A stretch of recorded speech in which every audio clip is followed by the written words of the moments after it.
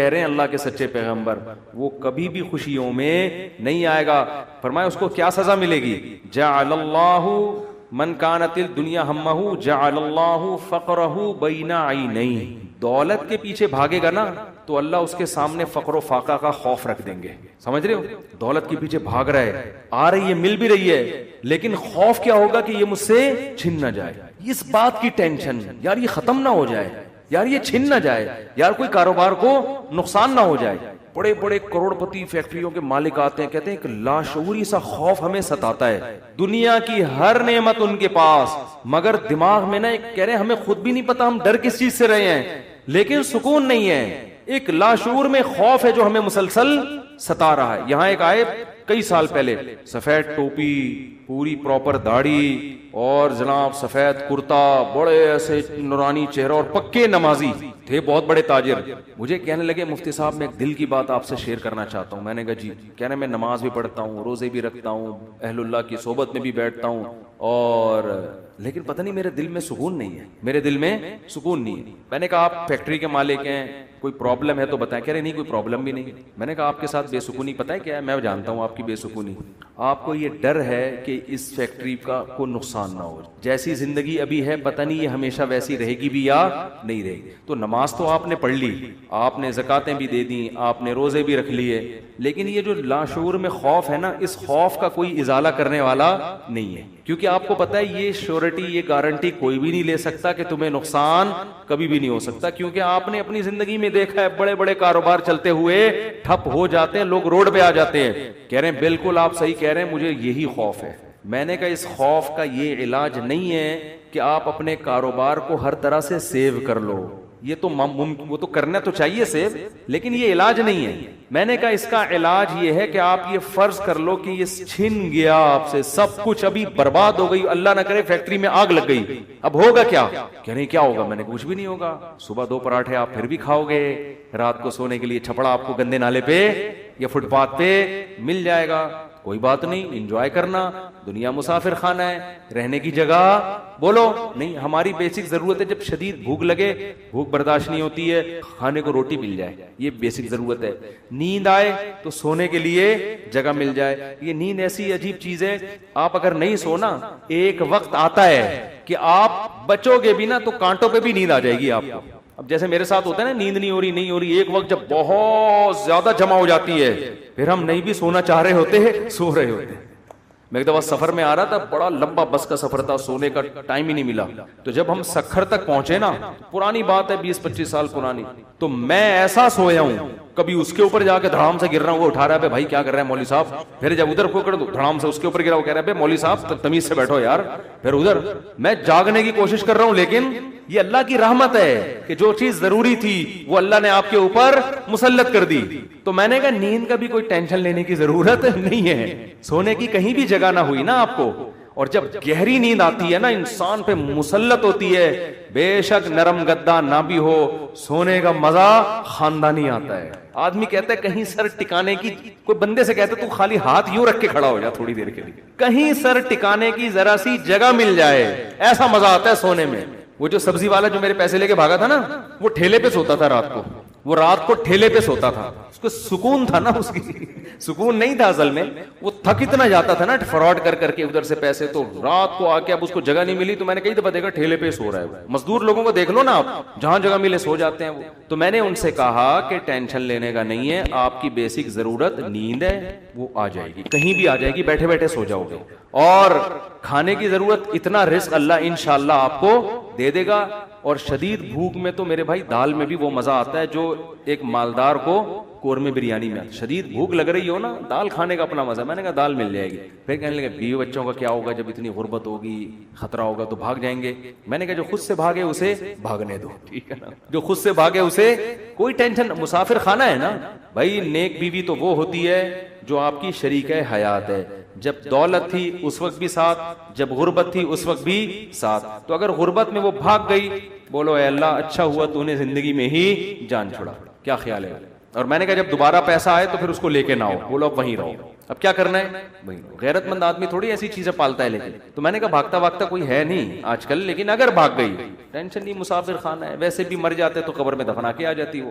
تو کوئی ٹینشن نہ لو میرے بھائی, کسی چیز کی ٹینشن لینے کا بالکل بھی نہیں ہے. ہم مسافر خانہ ہے, ہماری فیکٹریوں کو اللہ نہ کرے آگ نہ بھی لگے تو بھی تو مرنا ہے نا. ارے فیکٹری تم نہیں مرے, فیکٹری مر گئی, یہ زیادہ اچھا ہے. اس سے بہتر کہ تم مر جاتے اور فیکٹری بچ جاتی. کوئی فرشتہ آئے اور کہے اللہ نے مجھے حکم دیا ہے اس کی فیکٹری کو آگ لگوا دو, لیکن اس کو آپشن دے دو کہ تو مرے تیری فیکٹری کو مار دیں.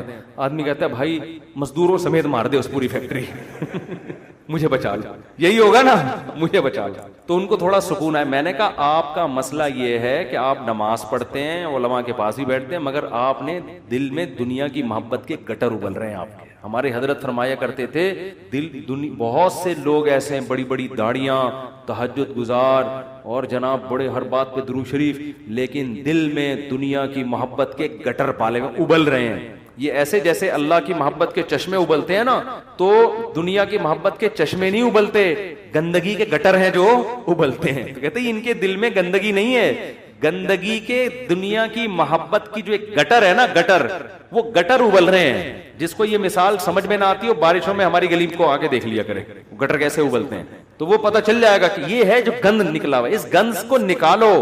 کیا کہا پیغمبر نے ہود علیہ السلام نے اپنی قوم سے, صالح علیہ السلام نے اپنی قوم سے, تتخذون مصانع لعلکم تخلدون, اے میری قوم تم گھر اتنے مضبوط بناتے ہو جیسے تم نے ہمیشہ رہنا ہے, اتنا پیسہ ان دیواروں میں کیوں پھونک رہے ہو؟ حالانکہ وہ حلال پیسوں سے گھر بنا رہے تھے بھائی, حرام سے تھوڑی بنا رہے تھے, حرام سے نہیں بنا رہے. پھر بھی پیغمبر اعتراض کر رہے ہیں کہ موت کو بھول گئے ہو تم, اتنا سریا بنیادوں میں ڈالا جا رہا ہے. لوگ بتا رہے تھے ہم نے یہ سریا ڈالا. میں کہتا ہوں اپنی ہڈیوں میں تو کیلشیم ہے نہیں تمہارے, پہلے اپنی ہڈیوں میں سریا ڈالو بھائی. ہڈیاں بوسیدہ ہو رہی ہیں, کھوکھلی ہو رہی ہیں, اور مکان کی مضبوطی پہ انسان فخر کر رہا ہے. تو نکالو اس گٹر کو, ایسے جھٹک دو. ہمارے حضرت ایک ذکر بتایا کرتے تھے کہ رات کو نا تنہائی میں بیٹھ کے یہ ذکر کیا کریں. یہ ذکر حدیث سے ثابت نہیں ہے, صرف ٹریننگ کے لیے ہے, ٹریننگ کے لیے, اپنی اصلاح کے لیے. اس لیے اس کو سننا سمجھنا جائز نہیں ہے. وہ ذکر کرواتے تھے, بہت سے اکابر کرواتے ہیں یہ کہ لا الہ الا اللہ. لا الہ میں کیا کرنا ہے؟ گردن یہاں لے کے جانی ہے. لا الہ کوئی معبود نہیں, یہ تصور کر رہے ہیں دل سے اللہ کے علاوہ سب چیزیں نکل رہی ہیں, نکال کے باہر پھینک رہا ہوں. اس تصور کا نا بڑا اثر پڑتا ہے دل کے اوپر. لا الہ سب نکال کے, بحریہ ٹاؤن نکالو سب سے پہلے اس میں. ہاں بحریہ, آپ کو نہیں پتا بحریہ ٹاؤن کا, آپ باہر سے آئے نا. ہمارے ہاں وہ کامیاب ہے جو بحریہ ٹاؤن ہے, اور وہ ناکام ہے جو بحریہ ٹاؤن نہیں ہے. تو ہمارے ہاں جنت الفردوس میں ریاض ملک ہے جس کا بحریہ ٹاؤن ہے. یہ جنت جو دنیا میں باتیں کرتے ہیں لوگ, اب اس کو نہیں مانتے, کہتے ہیں بھائی تیرے پلاٹ کتنے ہیں. تو لا الہ کا مطلب نکالو دل سے, کوئی نہیں ہے. جو گند بھرا ہوا ہے نا, دکان, پلاٹ, جائیدادیں, جاگیریں, جدھر دل اٹکا ہوا ہے, میرا بزنس, میرا کاروبار, میرا پلاٹ, میرا یہ سب, میرا میرا کر کے, جو میری گاڑی, یہ سب فضول چیزوں کو لا الہ میں تصور کر کے نکل. حالانکہ اس وقت ہمارے پاس دھیلا بھی نہیں تھا, ہم تو خود طالب علم تھے, لیکن کہتے تھے نکالو دل سے. رات کو 100 دفعہ نا یہ ذکر کرواتے تھے, لا الہ, سب نکال دیا, الا اللہ. پھر الا اللہ میں چوٹ مارتے تھے دل پہ.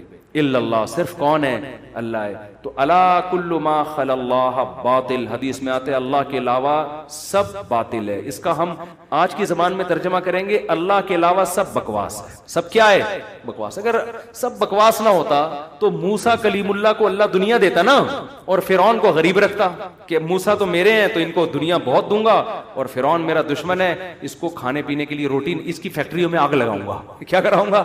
فیکٹریاں تو فرعون کی چل رہی تھی, اس کے محلات کے نیچے نہریں بہ رہی تھیں, اور موسیٰ کلیم اللہ کو فرعون غربت کے تانے دیتا تھا. ان کے پاس تو کچھ بھی نہیں ہے, شادی کرنے کے لیے تو 10 سال بکریاں چرائی ہیں انہوں نے. آپ شادی کرتے ہیں نا, اصل میں کیسے بھائی اتنے اچھے خاندان میں شادی ہوئی, آپ بتاتے ہیں یار ایکچولی میرا بزنس, اور وہ انہوں نے ایسا میرا اسٹیٹس دیکھا کہ خود ہی دے دی انہوں نے. اور غریب آدمی, ابے تجھے کیسے مل گئی؟ تو کیا کہہ رہا تھا, یار کسی کا رکشہ ادھار لے کے گیا تھا میں بتانے کے لیے.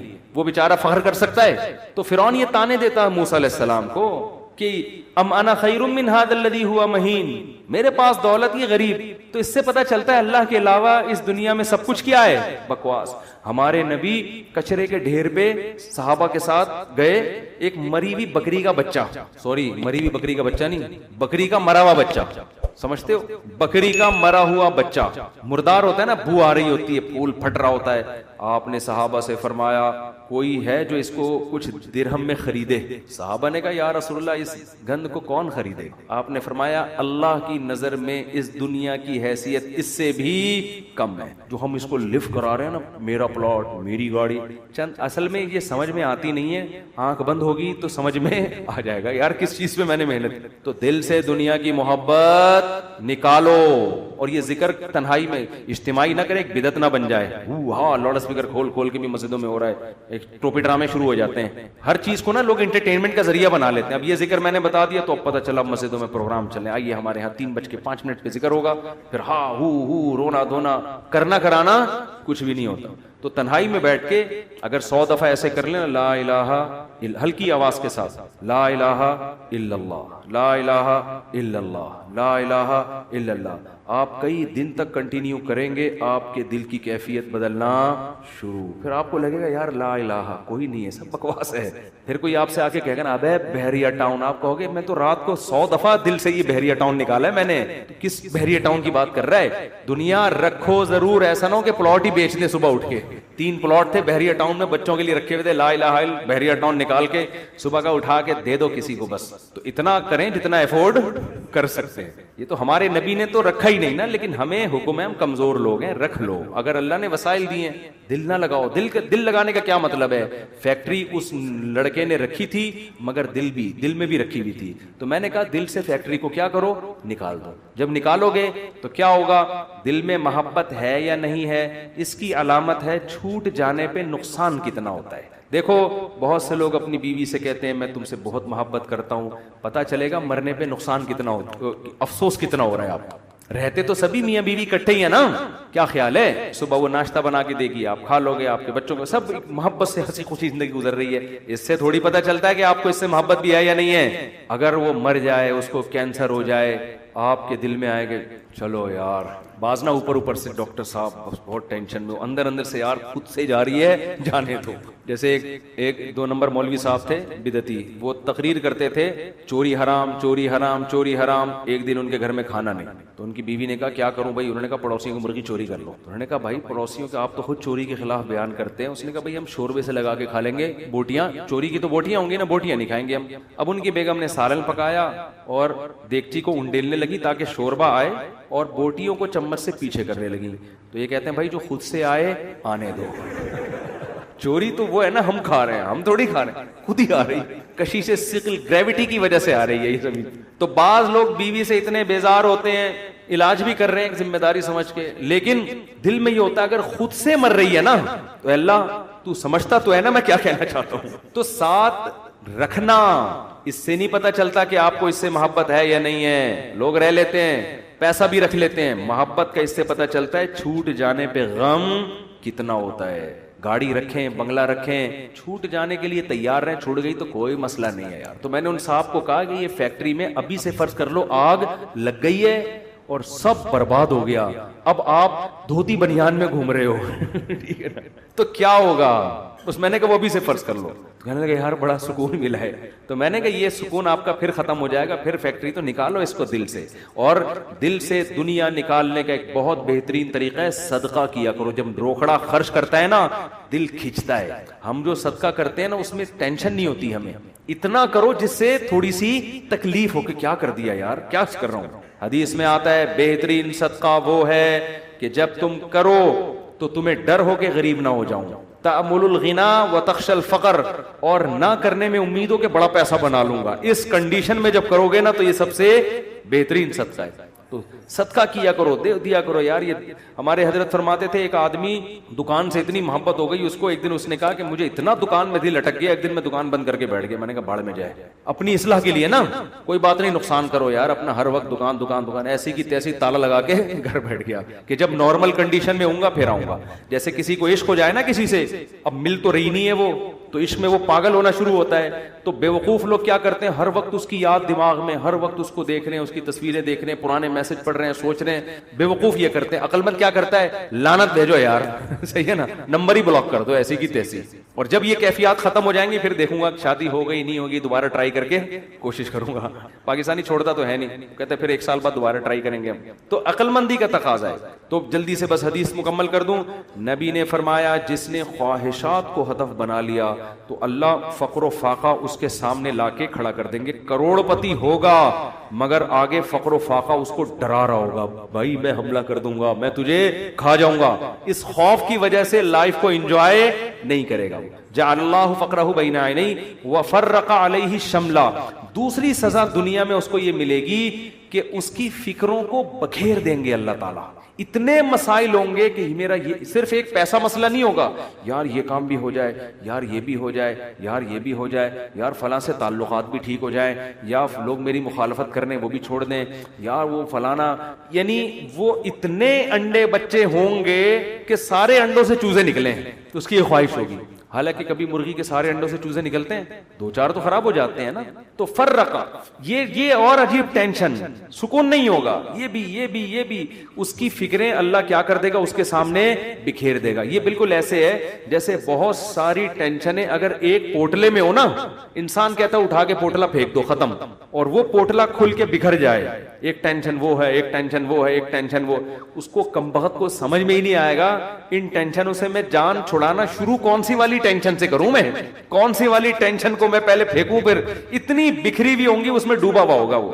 اور آگے آپ نے فرمایا اتت ولم یاتہ من الدنیا الا ما قدر له. یہ سارے کام دنیا کے لیے کر رہا تھا نا, وہ 2 بکھیڑے پال لیے اس نے, دنیا کے لیے سب کچھ کر رہا تھا, اور اس کی 2 سزائیں تو اللہ فوراً دے دے گا, فقر و فاقے کا خوف اور ٹینشنوں کو بکھیر دے گا.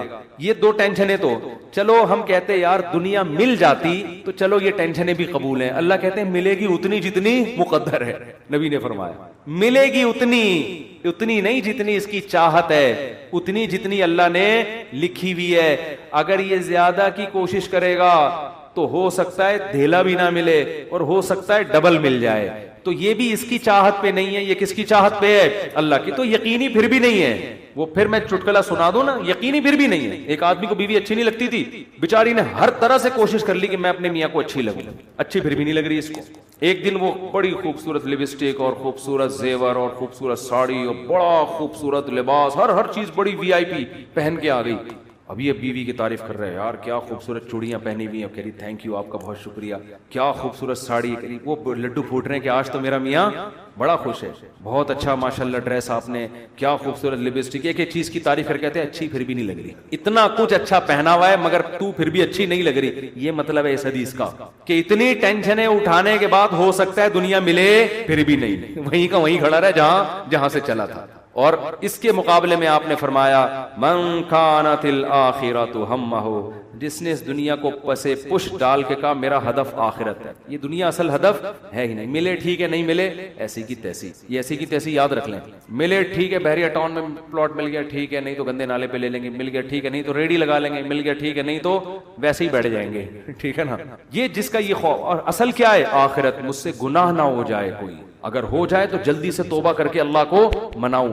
آپ نے فرمایا جس نے آخرت کو ہدف بنا لیا, جنت تو بعد میں ملے گی, کچھ انعامات دنیا میں ملنا شروع ہو جائیں گے. پہلا انعام جعل اللہ شملہ جمع لہ من کانت الآخرۃ ہمہ جعل اللہ غناہ فی قلبی.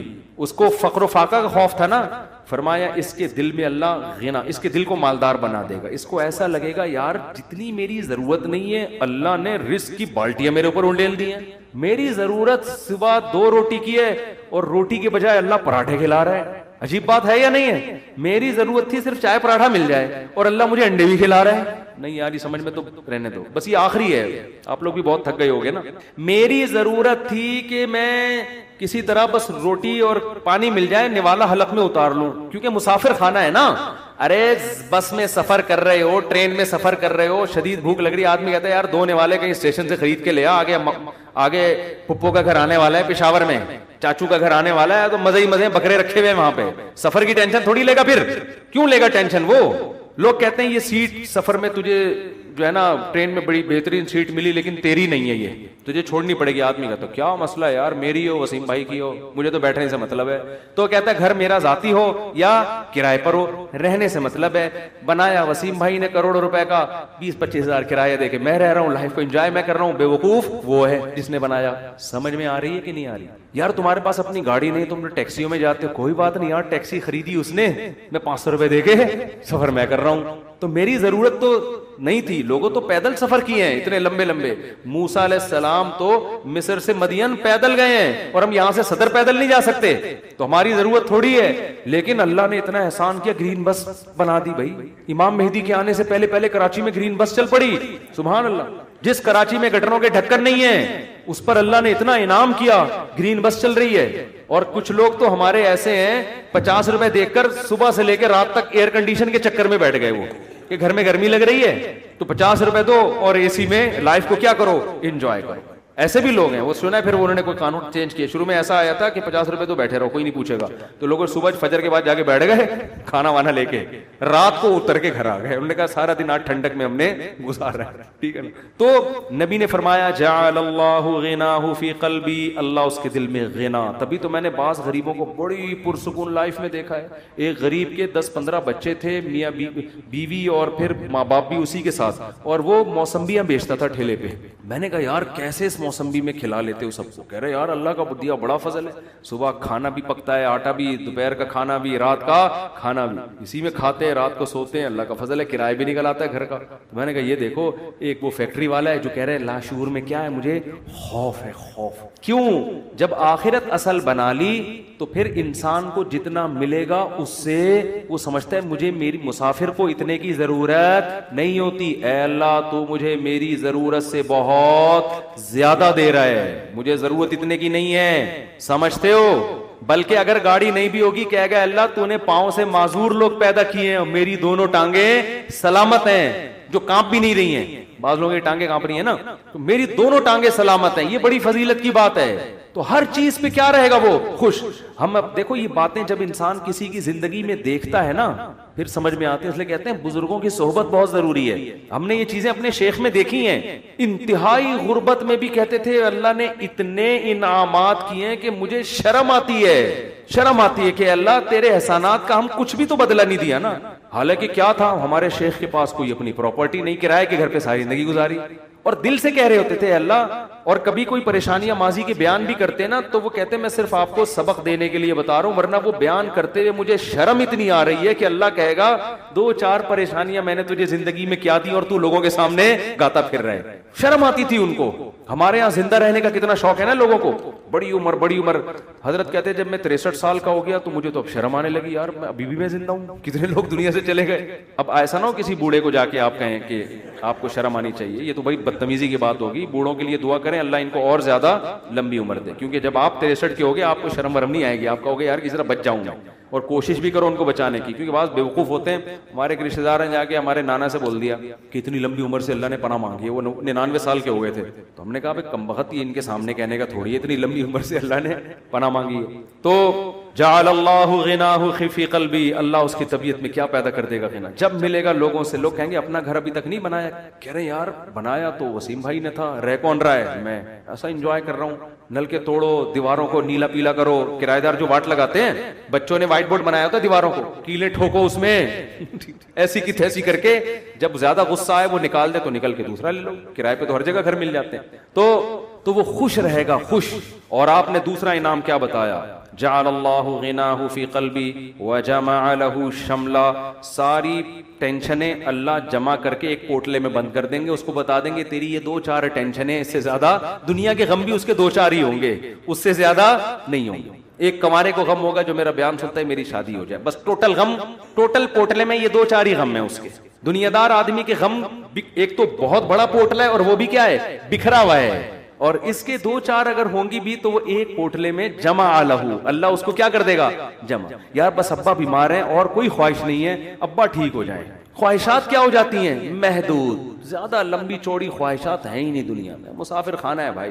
وَجَمَعَ لَهُ شَمْلًا, اور آپ نے فرمایا وَآتَتْهُ الدُّنْيَا وَهِيَ رَاغِمَةٌ, پہلے والے کی حالت کیا تھی؟ سب کچھ کر لیا اچھی پھر بھی نہیں لگ رہی، وہی تھا نا، ملا پھر بھی نہیں. فرمایا اس کے پیچھے دنیا آئے گی ناک رگڑتے ہوئے ذلیل ہو کے آئے گی، یہ دنیا کو لفٹ نہیں کرائے گا. اس حدیث کا مطلب سمجھنا ہے نا. اہل اللہ کی زندگیاں دیکھو، ہم نے دیکھی ہیں، ایسے رزق کے دروازے کھلتے تھے ان کو. ہمارے حضرت کے پاس جب نوٹوں کی گڈیاں آتی تھی نا، جب رزق کے دروازے کھلے حضرت سے گنا نہیں جاتا تھا، کیونکہ حضرت کا ٹائم بڑا قیمتی تھا. گنتے تھے یار یہ کیا مسئلہ ہے یار، کئی دفعہ نا 2 2 3 3 نوٹ گن لیتے تھے، پھر کہتے تھے بس وہ دے دینا جتنے بھی ہیں. اور آپ کے پاس آئے بیٹھ کے یوں یوں کر کے نا 6 دفعہ تھوک لگا لگا کے یار یہ پھر لائٹ میں دیکھ رہا ہے. ہمارے محلے میں ایک بندہ رہتا تھا، کوئی اس کو جانتا نہیں ہے، بہت پرانی بات ہے اس لیے غیبت نہیں آئی. وہ اتنا کنجوس دکاندار تھا، اس کا نام بنیا رکھا ہوا تھا لڑکوں نے. اس وقت چمنی اٹھنی بھی چلتی تھی، چمنی چارہ نے 1 روپے کا 1/4. ہمیں یاد ہے ہم کوئی چیز خریدنے آتے نا چمنی، تو وہ چارہ نے کو نا یوں یوں کر کے دیکھ رہا ہوتا تھا کہ نقلی تو نہیں ہے. ابے چارہ نے کہاں سے کوئی نقلی چھاپے گا یار، اتنا دیکھ رہا ہوتا تھا یوں یوں کر کے نا اس کو. اس کا نام لڑکوں نے رکھ دیا تھا بنیا، ٹھیک ہے نا. تو ایسا دل میں ہوس، ایسی ہوس، گن رہے ہیں بیٹھ بیٹھ بار بار. تو ہم نے دیکھا ہے، تو نبی نے فرمایا آتا تو دنیا، دنیا اس کے پاس آئے گی اور یہ استغنا کے ساتھ. وہی راغمہ، یہ دنیا کے پیچھے ناک نہیں رگڑے گا، دنیا اس کے پیچھے ناک رگڑے گی، ذلیل ہو کے آئے گی اس کے پاس. اور یہ لفٹ نہیں کرائے گا، محبت نہیں دے گا اس کو. اکرام تو کر لے گا، عزت تو دے دے گا کہ بھئی آ رہی ہے آنے دو، محبت نہیں کرے گا اس سے. وہ بھائی ہم فانا چیزوں سے دل نہیں لگاتے. پلاٹ مل گیا ہے بحریہ ٹاؤن میں، اچھی بات ہے ماشاءاللہ. نہیں ملا کوئی بات نہیں، پر مل گیا زیادہ تھوڑی دل لگانا ہے اس کو لفٹ تھوڑی کرانی ہے زیادہ. ہر وقت اسی پر آپ کو پتہ ہے میرے 3 پلاٹ ہیں بحریہ ٹاؤن میں، آپ کو پتہ ہے میرا گھر بن گیا ہے، آپ کو پتہ ہے یہ ہے، آپ کو پتہ ہے وہ ہے. ہر وقت پاگلوں کی طرح چیخ رہے ہوتے ہیں. تو اس لیے دل کا سکون چاہتے ہو تو اس دنیا کو دل سے جھٹک کے نکال دو، ایسی کی تیسی. صحیح ہے. اور ہدف کس کو بناؤ؟ آخرت. اور اس میں یہی ہے گناہوں سے بچو بھائی. اللہ تعالی ہم سب کو سمجھنے کی، عمل کرنے کی توفیق عطا فرمائے. مجھ سے مسافہ نہ فرمائے، لوگ بہت زیادہ ہو جاتے ہیں. اچھا بھائی، صدقہ فطر کس شخص کو دینا بہتر ہے؟ غریب آدمی کو. اگر کسی شخص کی سیلری کم ہونے کی وجہ سے آج کل کے حساب سے ضرورت پوری نہیں ہوتی، اگر اس کے پاس 70-80 ہزار روپے جمع نہیں ہوئے ہیں، سونا چاندی بھی نہیں ہے، کوئی الگ سے پراپرٹی بھی نہیں ہے، تو اس کو صدقہ فطر دے سکتے ہیں. پبلک لیجنڈ ادارے پر، کمپنی پر حکومت کی طرف سے لازم ہوتا ہے کہ اپنے مالی بہت لمبا سوال ہے. اتنا لمبا سوال اب میں یہاں پڑھوں گا لوگ ٹینشن میں آ جائیں گے بعد میں. کن وجوہات کی بنا پر عورت اپنے شوہر سے ڈیورس لے سکتی ہے؟ اگر عورت کے لیے اپنے شوہر کے ساتھ رہنا کسی معقول وجہ سے ناممکن ہو گیا ہے، معقول وجہ سے، معقول وجہ یہ نہیں کہ کہیں کوئی اور اچھا لگ رہا ہے یا یہ کہ آمدن کم ہو گئی. معقول کا مطلب یہ ہوتا ہے کہ کوئی اتنے اخلاق شوہر کے خراب ہو گئے ہیں کہ اب گزارا، بعض میاں بات بات پہ فحش گالیاں دینا شروع کر دیتے ہیں. تو اور ایسی وہ عورت خود فیصلہ کرے گی کہ اللہ کی حدود پہ قائم رہنا میرے لیے ممکن نہیں ہے، ڈپریشن میں جا رہی ہے. تو ایسی صورت میں اگر وہ طلاق کا مطالبہ کر لے تو جائز ہے. باقی طلاق ہوگی اس وقت تک نہیں جب تک شوہر دے گا نہیں. یہ کورٹ نہیں کر سکتی یہ کام. کورٹ کی جو کورٹ کی ڈیورس ہے نا، یہ ڈیورس پہ میں کئی بار بیان کر چکا ہوں. آج کل جو عدالتوں میں خلا کی ڈگریاں دی جا رہی ہیں ان میں 90% کالعدم ہے. کچھ کیسز ایسے ہوتے ہیں جن میں وہ ڈگری معتبر ہوتی ہے. تو کورٹ سے جب بھی کوئی خلا کی ڈگری لے گا پہلے اس کو مفتیوں سے پوچھے گا کہ یہ خلا صحیح ہوا ہے کہ نہیں ہوا. اچھا بھائی، اگر کورٹ کی طرف سے بیوی کو طلاق ملے گا تو بیوی شوہر کے نکاح میں نہیں رہتی ہے. اگر شوہر نے کورٹ خلا نامے پہ سائن نہیں کیے تو عورت نے اگر خلا لیا تو پہلے مفتیان کرام سے پوچھے کہ یہ خلا ہوا بھی ہے کہ نہیں ہوا، ورنہ اس کا پرانا نکاح باقی ہوگا. شادی سے پہلے میڈیکل چیک اپ کروانا. اگر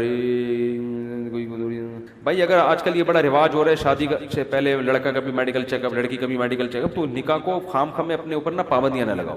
اگر پہلے سے خطرہ ہو کسی کے بارے میں، خاندانی مسئلہ چلا آ رہا ہے، پھر تو ٹھیک ہے. لیکن نارمل اس میں اللہ پہ توکل کرنا چاہیے، اللہ پہ اعتماد کرنا چاہیے. تو کوئی اگر فیملی کا کوئی ہسٹری ہے پہلے سے پتہ ہے تو پھر تو ٹھیک ہے، پھر تو احتیاط کریں، ورنہ نارملی یہ کام نہ کریں. بینک کے ملازمین کی تنخواہ سود سے پاک ہوتی ہے، یعنی بینک کے ملازم کی تنخواہ تو سود سے پاک ہوتی ہے، مگر پھر بھی ہوتی اس لیے حرام ہے کہ سودی کام کو لکھنا، اس پہ گواہ بننا، یہ ناجائز ہے. اس ناجائز کام کے بدلے میں تنخواہ دی جا رہی ہے اس کو. مثال کے طور پر آپ نے کہا فلاں کی چیز اٹھا کے لے آؤ، اس کے بدلے میں تمہیں اپنی حق حلال کی آمدن سے 50 روپے دوں گا. تو آپ دے تو حق حلال سے رہے ہو، لیکن جس کام کے بدلے میں دے رہے ہو وہ کام کیا ہے؟ ٹھیک نہیں ہے، اس کے لیے وہ حرام ہوگی. تو بینک میں جو سودی بینک میں جو لوگ جاب کرتے ہیں اور سود میں انوالو بھی ہوتے ہیں، ان کی آمدن کو سودی نہیں کہیں گے، حرام کہیں گے. سمجھتے ہو؟ اچھا بھائی، بینک میں کام کرنے والا مسجد یا فلاح اداروں میں چندہ ادا کرے تو اس کو نہیں چاہیے کہ چندہ دے اگر سودی بینک میں ہے؟ میرے بھائی چوتھی شادی کا کیا مطلب؟ انہوں نے کوئی اپنا پرسنل مسئلہ ہے، یہ کوئی پرسنل ہے بیچارہ، کوئی اس کو کوئی مل نہیں رہی۔ میں صدقہ اور زکوٰۃ دونوں دیتا ہوں، کیا صدقہ کم کر کے زکوٰۃ میں، بعد میں پڑھوں گا، اتنا لمبا چوڑا خط ہے کیا لکھا ہوا ہے، کیا صدقہ کم کر کے زکوٰۃ دے دیا کروں؟ جی ہاں، زکوٰۃ صدقے میں زکوٰۃ کی نیت کر لیں احتیاطاً، تاکہ کوئی کمی بیشی ہوئی ہو تو وہ پوری ہو جائے۔ فطرہ دوبارہ دینا ہے، پہلے کشمش سے کم دیا تھا، کشمش سے دیا تھا، کسی اور چیز سے دے دوں؟ سبحان اللہ، 6 دفعہ دے دیں آپ، ایک دفعہ دینا فرض ہے، باقی دیتے چلے جائیں۔ ہر مہینے میں صدقہ نکالتا ہوں، کیا یہ صدقہ ان مدرسے کے محتمم کو بھی دے سکتا ہوں جن سے مجھے دنیاوی فائدہ بھی ہو؟ بھئی ایسی جگہ جائیں جہاں دنیاوی مفاد نہ ہو، تاکہ ثواب بالکل خالص رہے۔ مدارس کو دیا کریں زکوٰۃ، جو صحیح مدرسے ہیں۔ میری 5 بیٹی اور 1 بیٹا ہے، دعا کریں اللہ ان کے نصیب اچھے رہے اور صحت میں، دل سے دعا ہے جی۔ میری 2 ماں کا، بھائی ہمارے یہ بھانجے ہیں نا، ان کے چچا انور صاحب، چچا نہیں ان کے ابو کے چچا انور صاحب ماڑی پور میں ہماری بڑی دوستی تھی، ان کا بھی انتقال ہو گیا، ان کے لیے بھی خصوصی دعا کریں اللہ مغفرت فرمائے۔ میرا 2 ماہ کا بھتیجا بیمار ہے، رات بھر روتا ہے، دعا کریں اللہ تعالیٰ شفا دے، دل سے دعا ہے جی۔ دیکھو مائیں کو بچے جب تنگ کرتے ہیں نا، روتے ہیں، ٹینشن دیتے ہیں، تو ماں مایوس نہ ہوا کرے، اس پہ بہت اجر ملتا ہے۔ مسلمان ماں جب بچہ پالتی ہے نا تو اپنی اولاد سمجھ کے تو پالے، اللہ کی مخلوق سمجھ کے پالے۔ علماء کہتے ہیں ایک ایک قطرہ جو دودھ پلاتی ہے نا ماں، ہر گھونٹ پہ اللہ ماں کو نیکیاں دیتا ہے، ہر گھونٹ۔ حالت حمل میں عورت کی موت ہو جائے تو یہ شہادت ہے، کیوں؟ اس نے اللہ کی مخلوق کو پیٹ میں اٹھایا تھا جننے کے لیے، اور یہ اس کی موت کا ذریعہ بنی۔ تو ہمارے نبی نے تو اس پہ بڑے فضائل سنائے ہیں۔ آج عورتیں مصیبت پیدا ہو گیا، کم بخت اور کم ٹینشن تھی کہ عذاب بھی، اور پھر منہ کے ابا کو ڈانٹ رہی ہوتی ہیں۔ ایک پہلے ٹینشن کم تھی، جو ایک عذاب پھلتر کی طرح لگا دیا، اس کو پکڑا نہیں، پکڑ اس کو، اور پھر بچوں کو ڈائلاگ، تیرے منہ توڑ دوں، تیرے دانت توڑ دوں، اللہ کرے تیری زبان کاٹ دوں میں، ایسے کہہ رہی ہوتی ہے نا۔ اللہ کرتا ہے، میرا دل چاہتا ہے کہ تیری زبان کاٹ دوں میں، تیرا گلا دبا کے تجھے مار دوں۔ پھر بچہ پھر لگائیں گے تھپڑ، وہ اور چیخے گا، پھر اور تھپڑ لگائیں گے اور چیخے گا، پھر کہیں گے کم بخت رک تو رہا نہیں ہے، پھر کوشش کریں گی پیار کرنے کی، اس طرح چپ ہو جاتے۔ بچے ہوتے ہیں غیر مقلد، حقیقت ہے، وہ کیا کہتے ہیں، دلیل سمجھنے کی طاقت ہوتی نہیں ہے اور مانگتے کیا ہیں، دلیل۔ ان کو آپ شرافت سے کوئی بات سمجھاؤ، ان کی کھوپڑی میں نہیں آتی۔ وہ بس وہی ہے کہ ہمارے حضرت فرمایا کرتے تھے کہ انسان شروع میں غیر مقلد ہوتے ہیں، بچہ جب ہوتا ہے پھر وہ دیوبندی بنتا ہے جب بڑا ہوتا ہے۔